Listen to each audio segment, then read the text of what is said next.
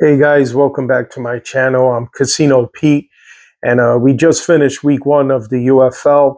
Um, Pretty much went 2-2 with the money line. I went 2-2 with the over and unders, and I lost one parlay. So my overall record would be 4-5.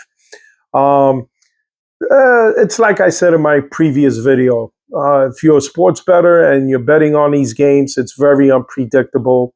Told you about the turnovers that they would have on the rosters, as well as the coaching staffs. And one perfect example was the last game that was played between the Stallions and the DC Defenders.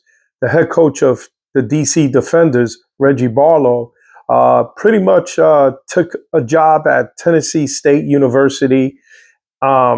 He left the team with 1 week of practice basically before the season opener. They ended up getting a new head coach. I believe his name is Shannon Harris. And it was interesting throughout the whole game how this played out. And I'll tell you more about it later. But right now, as a sports bettor, I hope you had much success this past weekend, better than me. When I posted up my picks, we went 4-5. My parlay that I posted up lost.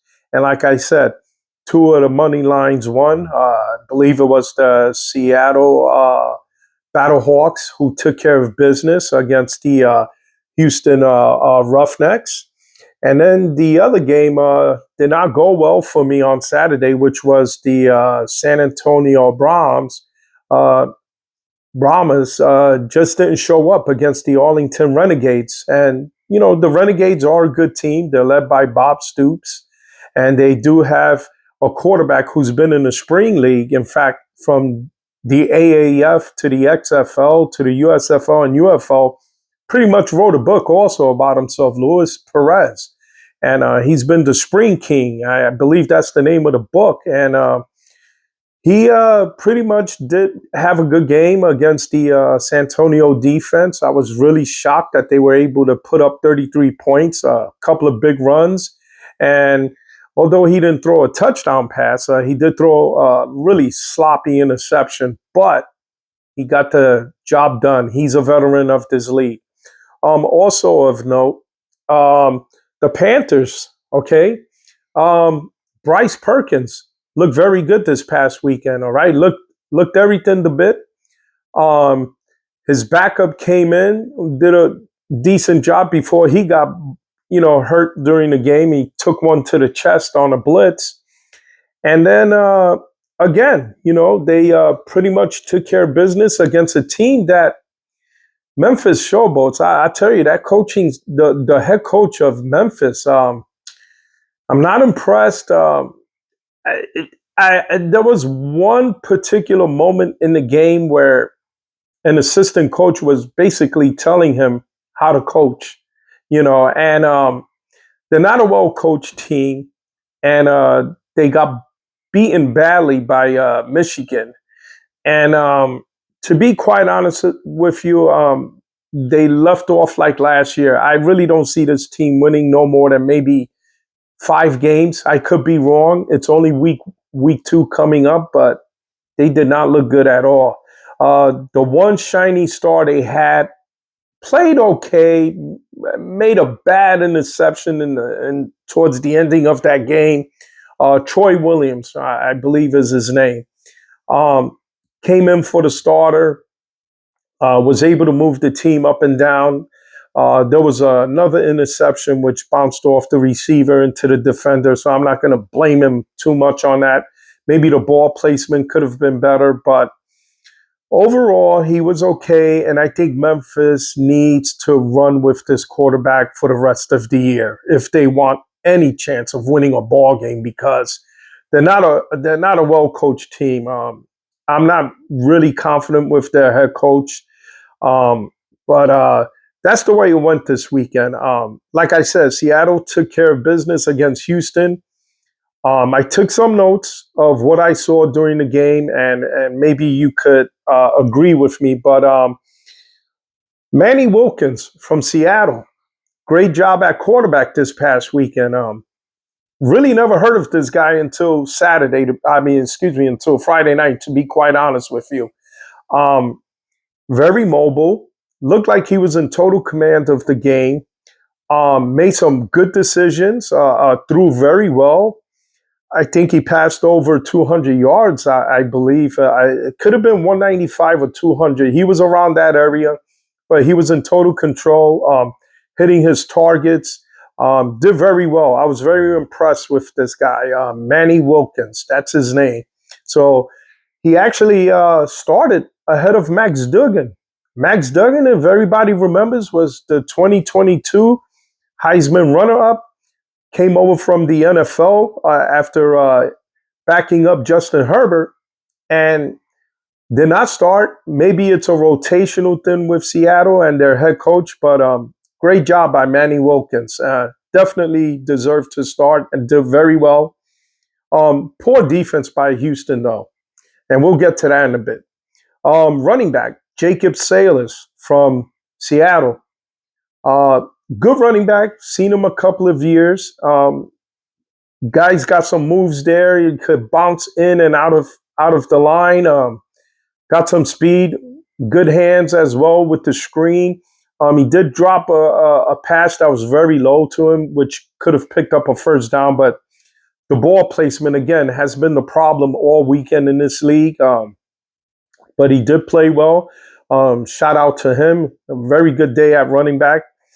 But the Houston defense just did not show up. They did not play well. I was impressed with their backup quarterback, Nolan Henderson. I believe that's his name. I think I took a note of that.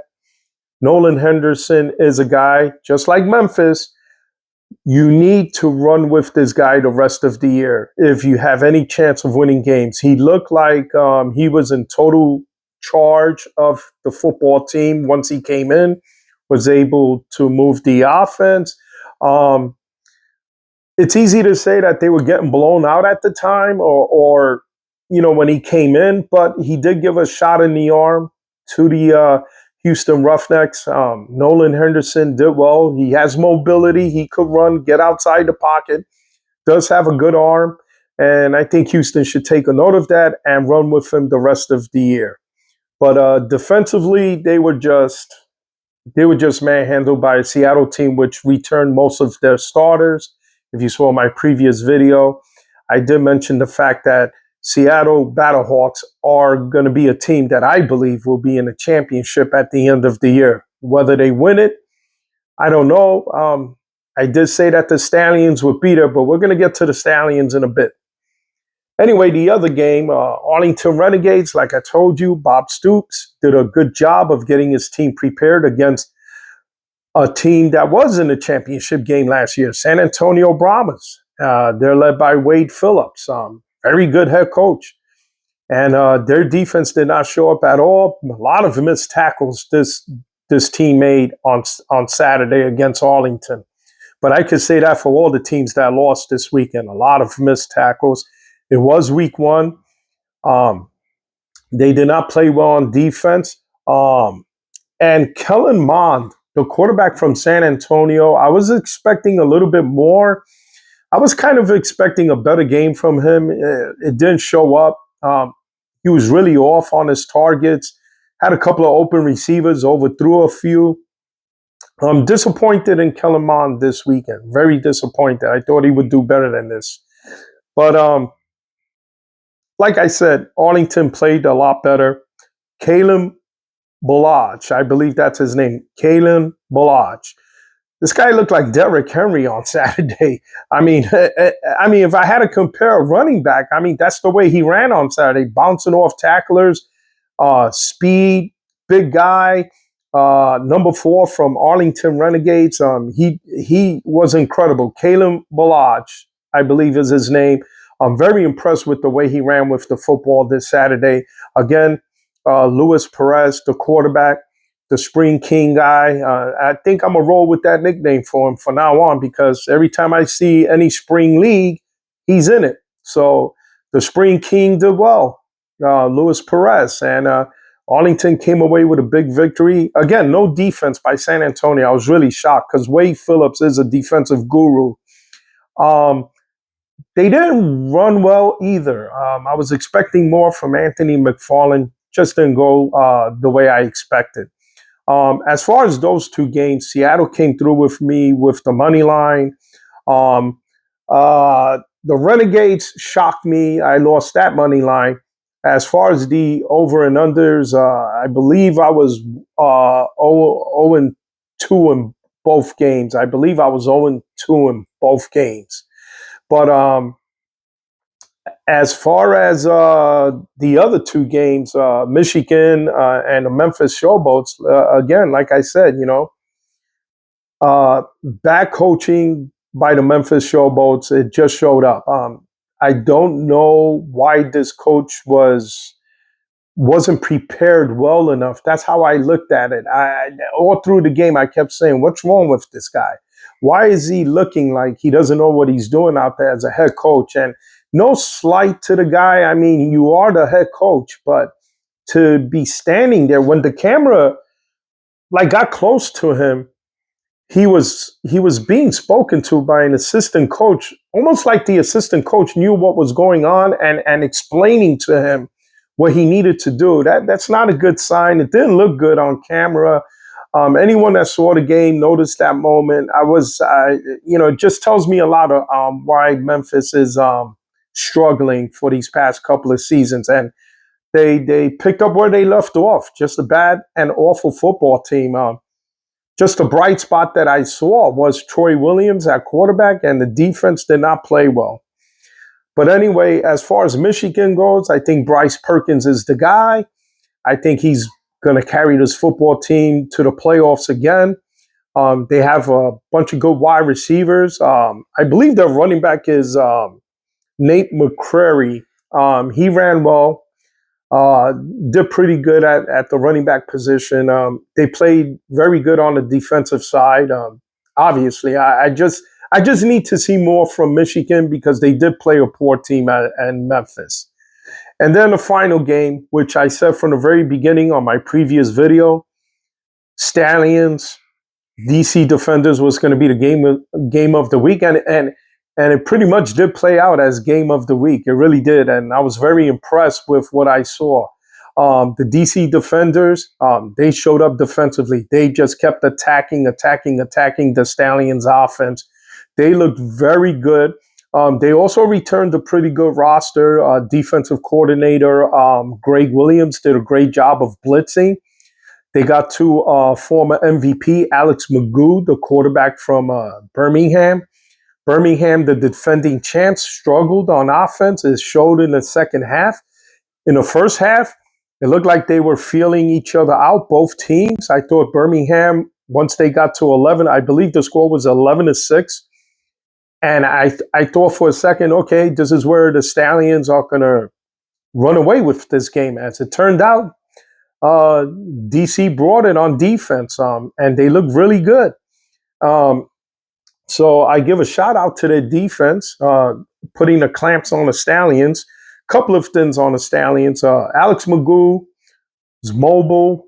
Still looks like the same quarterback from 2 years ago, but he did make some bad plays, holding on to the football too long on a couple of them, taking sacks, especially towards the end of the game where they had a chance to really win the game. They were only down by, I believe, 7 points. It was 18-11. They were coming downfield with a minute left in the game, and just took 2 bad sacks on that drive. But overall, I think they'll bounce back. Ricky Pearson Jr., the running back from the Stallions, pretty good. Maybe the Stallions could have done more, but he played well. And Deion Kane as their kick returner, constantly putting them in good field position. So that was impressive on their part. But defensively, they made some poor mistakes, the Stallions. I didn't see enough of Jordan Ta'amu, I believe is his name. He's been in the spring leagues for quite some time. I put him in the same category as Luis Perez, a quarterback that's been around. He's been in this league a few seasons. He played well, probably could have done better. I still I still see a lot of problems with his mechanics. Continues to get the ball tipped at the line of scrimmage. I don't know why, because he is mobile. He could probably move out of the pocket a little bit better. The wide receivers, really good group. Ty Scott, shout out to Ray Mickens, incredible catch down the right sideline on Sunday night. Awesome catch. And the defense, like I said, led by Greg Williams, their defensive coordinator, DeAndre Baker, former first-round pick of the Giants, who had an interception, played well. But other than that, I don't know what happened at the end of the game. Anybody that saw the end of the game, the head coach from the DC Defenders just got into it with Skip Holtz, the coach of the Birmingham Stallions. They did have a mic open. At one point, they were cursing at each other, and they said a few choice words. And they also, I believe the coach from the Defenders, I believe it's Shannon Harris, right? So if I'm wrong, just put it down on the comments. But I guess it has something to do with the fact that they weren't given a chance to win a game. He got really emotional, said a few things. It was crazy at the end of the game when they got to midfield. But I like to see that. It shows that the coaches were into it. The poor guy got the head coaching job 1 week before they were to play. Reggie Barlow, the former head coach, like I said, went to the Tennessee State University, went back to college, and pretty much left the team a week before the season opener. And I thought that was pretty fucked up, if you ask me. But great job by the coaching staff of the DC Defenders to stay focused and win this game. Let me turn over my notes because now we're going to get into the fun part of this weekend, week 2. This is what it's all about. Again, if you're a sports gambler, sports better, I told you the league is unpredictable. It showed in week 1. Another thing, the attendance was very poor this past weekend. I would love to see more people attend these games. I really love this league. And, I know NFL fans, they have a problem with watching leagues like this. The first thing they'll say is, oh, man, I don't want to waste my time watching these leagues. But you know what?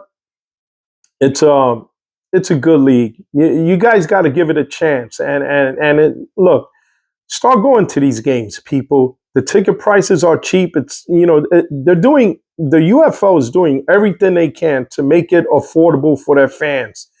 They are going to look into expansion down the road, and I'm hoping New York or New Jersey, a big market city like that, can get a franchise. That would be great. I'm here in the East Coast. I'm in New Jersey, and I can tell you that I wish I could get to these games.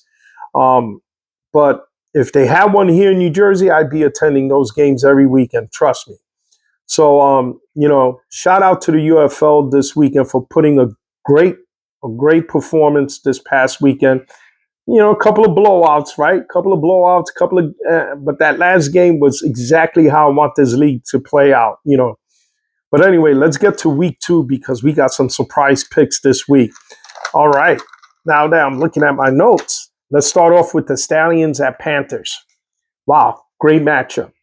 Now, if I was a betting guy, I would definitely go with the, and you know what? I'll do it along with you guys so we could be on the same page. I think the Stallions are going to rebound. They're playing at Michigan. Pretty much Stallions will probably rebound on defense. They're not that bad on defense. I think Alex Magoo will have a better game. I think Michigan is going to have problems with him running around there. Michigan, when Troy Williams got in the game against Memphis, I noticed how Troy Williams was pretty accurate in the beginning. He's a mobile quarterback. He gave them problems. So I'm going to go with the money line with the Stallions. I just think offensively they're going to put up more points than the Panthers. That's how I'm looking at it. So I'm going to check them off as a money line pick. As far as the over and under in this game, you know what? If I'm a betting guy and I'm looking to get an edge, I would say it's going to be somewhere, I might even go over 40. I think both receiving units are good. I think both running games are good. It's going to be up to these defenses this weekend to keep that game close. I think I'm looking at somewhere about 27-23 final. I think the Stallions are going to pull it out this weekend. If I was looking at the spread, I would still pick the Stallions as the favorite, but not by much. Maybe -2. Maybe -2. If you see that spread, maybe take the Stallions -2, and maybe they'll win this game. I'm looking at, put it to you this way. I'm taking the Stallions money line. I'm going with the over 40. If you see the over and under around 42, 43, I'm still going to go over. I'm looking at a 27-23 game. So the spread, if it's anywhere near -2, and if it favors the Stallions, I would take the Stallions to cover the spread. So I'm going to take the Stallions at -2, and I'm going to take the over at 40. So that'll be the first game we're going to see this weekend. Now, the second game, after what they showed against the Stallions, it's going to be Memphis at DC Defenders. I'm just going to take the DC Defenders. Hopefully, they don't take Memphis too lightly, and they play the way they played against the Stallions. They'll be able to destroy the Memphis Showboats. I don't see Memphis having a chance this weekend against DC, although they could prove me wrong. It's an unpredictable league. So I'm going to take the DC Defenders on the money line. The over and under, I'm going to go under. I'm going to go under 40. I'm going to go under 40 points. So I'm taking the DC Defenders with the under 40. You might see a line that's going to be under 40 anyway. You might see an over and under somewhere around 37.5. How many points I think this will, if I had a score to put, I'm going to say DC wins 24-9 or 24-10, something like that. I wasn't impressed with DC's offense, even though they have good players on it. I need to see more from Jordan Ta'amu. He should be playing better. He's been in this league long enough. He's been on the same team a couple of seasons. So if I was looking at a spread, I'm looking at maybe -5, -6. So that'll take care of that second game. And then we have an interesting game, Roughnecks and the Renegades. So the Roughnecks will be traveling to the Renegades. Again, I'm going to take the Arlington Renegades to win this game. I believe that just the way the Renegades came out against San Antonio,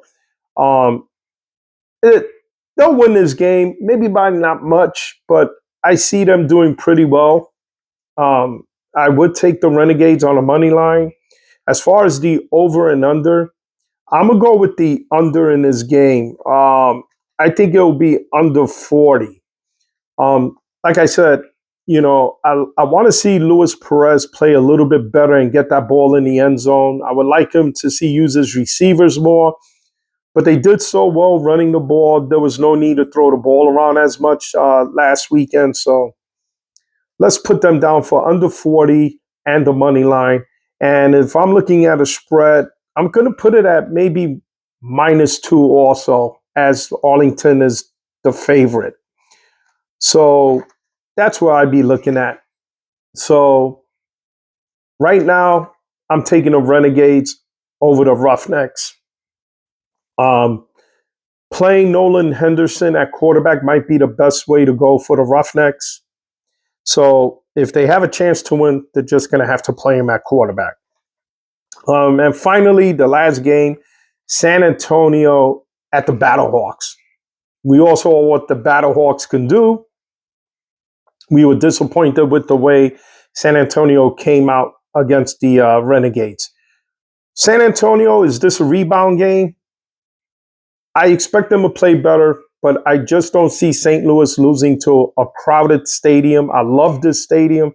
I love the fans in St. Louis. They're really supporting the Battlehawks. Like I said, I have the Battlehawks going to the championship. They did return pretty much over 75% of their roster, just like the Stallions. I got them going to the championship. I'm taking a money line in this one. The over and under, I'm going to shoot for over 40 on this. And if I was looking at a spread, I'm looking at maybe -4. -4 that they would be favored. So, this week 2, I'm hoping you guys follow me and hopefully we win something here. It's the first weekend that I'm going to use spreads. And I'm using the spreads blindly. At this moment, Vegas hasn't put out the spreads for this upcoming weekend. So I'm doing this blindly by putting my own spreads. But if you do see the spreads come out and they look similar to what I'm showing you, in fact, let me write it down because this way you guys get an idea of what I'm talking about. Okay, so let's go over this again. Remember, this is not a parlay that I'm putting together. In fact, just like sports bettors tell you, right? Don't parlay because if you lose one, you lose the whole leg. I had an 8-leg parlay going. It was only $5 to win big. I think I was going to win like, let me see, in the 8-leg, I think it was over $200 on $5 and didn't come through for me. Missed the over and unders on 2 games. Did hit the other over and unders. It was by 1 or 2 points.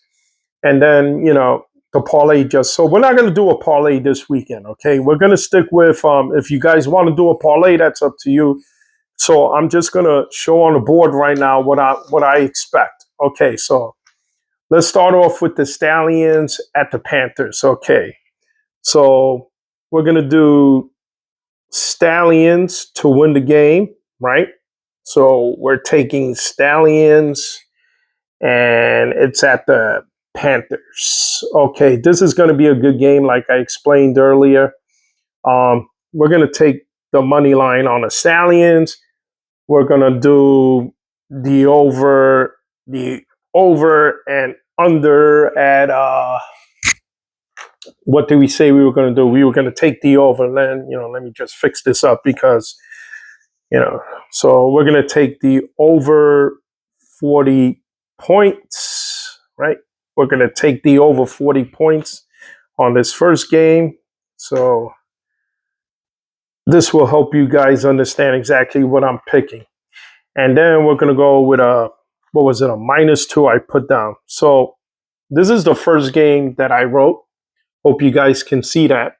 Can you? I'll try to lean back a little bit. Stallions at Panthers. We got the money line on the Stallions. The over 40 points in this game. And -2 for the Stallions. Okay, so that will be the first game that we're taking. Now let's go to the next game. Okay. So, all right. So now, this game, like I explained before, we got the Showboats at DC Defenders. So we got the Showboats at DC. I'll just write down DC. We took the money line with DC and we took the under 40. I just don't see too much offense on either of these teams. I might be wrong. And I also put down, what was it, like a -6. All right. So this is the second game that I'm putting up for you guys. Can you read that? Showboats at DC, moneyline DC, the under 40 points, and the -6. Let me just write down under 40 points so I could be clear to you guys. There it is. All right. There's your pick for this weekend with Showboats at DC. Just don't see how the Showboats are going to beat the Defenders, especially after the showing I saw yesterday. Good defensive game planning. Next game, we got the Roughnecks. Okay, what a name, right? Houston Roughnecks, but I love it. And they're going to be at the Renegades, So I like this game a lot, but unfortunately, I just don't see the Roughnecks pulling this off. I could be wrong. I think this game also will be under 40. and the -2. Okay, can you guys see this? Okay, Roughnecks at Renegades. We're going with the Renegades money line under 40 points and -2. Let me put that here, right? This way you guys can read that. I keep forgetting to put the points then, but that's how we look. All right, that's the third game. And the final game of the weekend, I'm pretty sure it's the final game of the weekend. It's not a bad game. And we got San Antonio at the Battlehawks. I love this game because both teams were in. This is a both these teams. I'm expecting to be in the playoffs, but this is becoming a rivalry game. We all know what happened last year. Okay, I'm taking the Battlehawks. I'm gonna take the over 40. Okay. And I think it's going to be -4. Okay, now I'm basing this over the fact that, let me put the points. Why I always forget this? Okay, hope you guys are seeing that. Can you see it? San Antonio at Battlehawks, money line over 40 points and a -4 with the Battlehawks. So again, this is going to be a good game. I really like this matchup because last year, if you remember, San Antonio got the best of the Battlehawks. San Antonio went to the championship game and then got proceeded to get shut out by the Stallions, and the Stallions became the champions. But anyway, that's where I'm at with week 2. That last game I like. I love that game. I can't wait to see it. There's going to be a lot of fights in that game. If it's anything like the Stallions and the DC Defenders with what I saw this past weekend, this one should be. I'm going to say that I believe this is going to be game of the week. There's a rivalry going on there. There really is. And week 2 is going to bring it. I believe it's going to be a good crowd for the St. Louis game. But I also believe that this is the game that I'm really looking forward to seeing. Well, anyway, look, it's week 2. I'm giving you the picks. It's for free. It's to give you an edge. You guys do whatever you want to do, whether to parlay these picks I'm giving you or whether to just do single units where you pick one game, maybe parlay a money line and over and under and a spread with it. Again, it's unpredictable what's going to happen. We saw it this past weekend. There were 2 blowouts, and then the other 2 games played out like towards the third quarter. The best game was the Stallions at Defenders. I see a lot of good in this league. As a sports bettor, as the year goes on, as the weeks go on, you're going to get a better feel of where you want your money to go. But again, I'm going to go with my hunch on some of these picks. It's unpredictable. Like I said in my previous video, I would not be betting on any of these games as a sports bettor. That's just you go into these games with fun money. You want to entertain yourself. Bet small, win big. If you are having a hard time sports betting or just gambling, please don't gamble. I said it from other videos. I would prefer that you don't gamble, okay? Especially young kids out there that have apps and go to the local sports books, and I'm seeing a lot of it. You young kids have to really slow down with what you're doing, seriously. I saw a lot of young guys this past weekend under the age of maybe 25 that were sitting in a front row of me at the sports book. And I got to tell you, I was very disappointed in seeing that because I felt like these guys have no clue what they're getting into. They're not professional gamblers. They're not professional sports bettors. And they're just throwing bets out there. I like to think that I want to let them know that it's dangerous to sports gamble. It's dangerous to gamble, period. I would prefer that you don't gamble. That's my message. It ruins lives and it ruins you. That's my message. So pretty much don't gamble. But if you are gambling, you gamble with caution. You do this for fun and entertainment. And if you're going to throw money around this weekend, like I said, you bet small, win big. Me personally, I only lost about $25 this weekend. Why? Because my parlay was $5.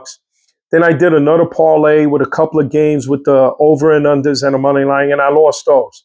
And what did I lose? $25. I had a wonderful time at the casino, and I only lost $25. I saw these young kids screaming, hollering, "Oh man, I'm gonna, all I need is this field goal. All I need is this first down to ice the game." These guys had about hundreds of dollars betting. And why? It's an unpredictable league.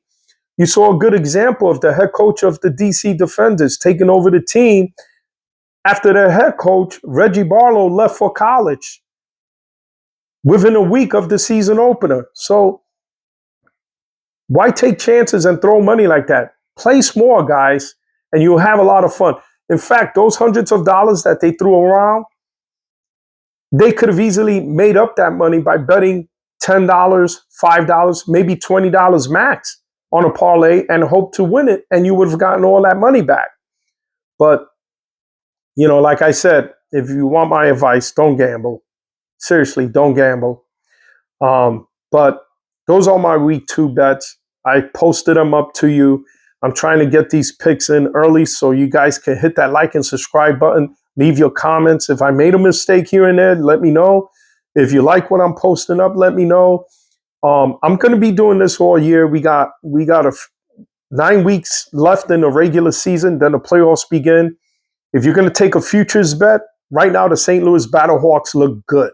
They look like a team that's going to get to the championship game and possibly win it all. I said it in my previous video. I expect the Stallions and Battlehawks to get there. But if you guys are looking for me to give you that edge, I'll give you that edge. I did my studying this offseason with the league. I love this league. Look, I'm a fan of the spring leagues. I really am. I love the UFL. I loved it when it was the USFL. I loved it when it was the XFL. In fact, those are the 2 divisions in this league, the XFL division and the USFL division. And then they got together and make it the UFL. So I love that. As you can see, I'm wearing the original XFL league, Las Vegas. Okay. So, this is the He Hate Me, the He Hate Me jersey that my son got me for Christmas couple of years ago. And I love the jersey. It's original. I love the hat. It's original. Drew Pearson, the former wide receiver of the Dallas Cowboys, designed these hats back in the day in 2001. That's the logo of the XFL from 2001, the original league. And I'm just glad that the Spring League is back. The original USFL back in the 80s. Oh, man. If Donald Trump didn't screw that up, that league probably would have lasted probably still be around today. It was one of the best leagues. A lot of Hall of Famers came out of it, went into the NFL. Just a great league. Unfortunately, Donald Trump took over that league and he wanted to compete against the NFL. Me personally, had they stayed in the spring, they would have succeeded.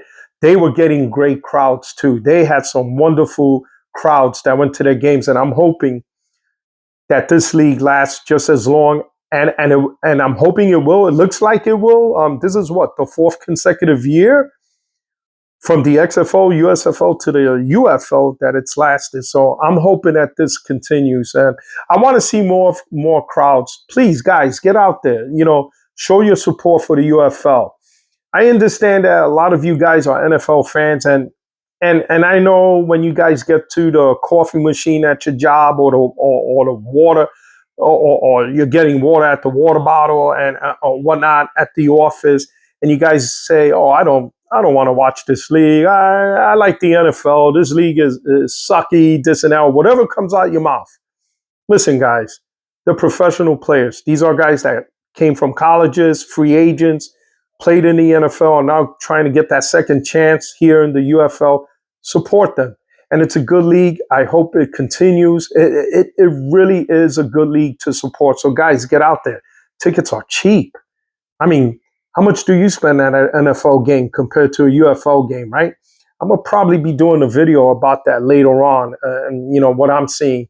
But quite frankly, this past weekend, um, I don't like seeing blowouts, but I did expect those teams to do it. Um, I like the last game, the way it played out. That was the game of the week. I said that in a previous video, and it played out exactly. Shocked at the final because I didn't think DC was going to show up after the coaching change, but they did. Greg Williams is a fine defensive coordinator. It's been around the NFL. It's been around this league.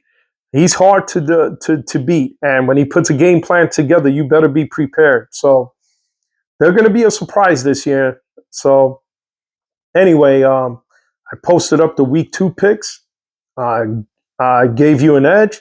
Hopefully, it works out for you guys, and I think that'll do it for this week coming up and the picks. And again, I won 4-5 my first weekend. 2-2 on the money lines, 2-2 on the over and unders. I did not take any spreads, and I lost one parlay. Lost $25. Wow, big deal. No big deal, right? I was having fun, entertaining myself, enjoying the games, and that's what I hope you guys can do in this league. It's an unpredictable league. As a betting man, I told you from my previous video, I wouldn't put money on these games, but for fun, entertainment only, don't put no more than $20 on any of these games. If you're going to parlay, again, no more than $20. Bet small to win big. I hope you enjoyed this video. I hope it helps you. I hope your week 2 picks compare it to the spread this week. Again, I don't know what the spreads were. I'm going blindly. They haven't posted them up yet. So right now, I'm just throwing it out there. Hopefully, these lines look the same. If they are, take them. I think you're going to do well this weekend. We already saw in week 1 which teams are going to show up. Memphis, they're in trouble. San Antonio will rebound eventually. They're just a well-coached football team. Same could be said for the Houston Roughnecks. I see them winning a few more games. They have a good team there, but they got to let Nolan Henderson take over as the quarterback if they have a chance. This is a guy who's been around also. He's, you know what I'm noticing too about this league? There's continuity on some of these teams, so that's a good sign, and for this league, and I like that. But again, thank you for tuning in. I'm Casino Pete, and I hope this week 2 early line special that I'm giving you helps you for this weekend's picks. I hope you guys did well in the first week, and I'm hoping that you guys tune in from this point on. Hit that like and subscribe button. I would love to hear from you guys, and let's go get this. Let's go win some games this weekend so we could really celebrate. Again, bet small, win big. I'm Casino Pete, and I'm out.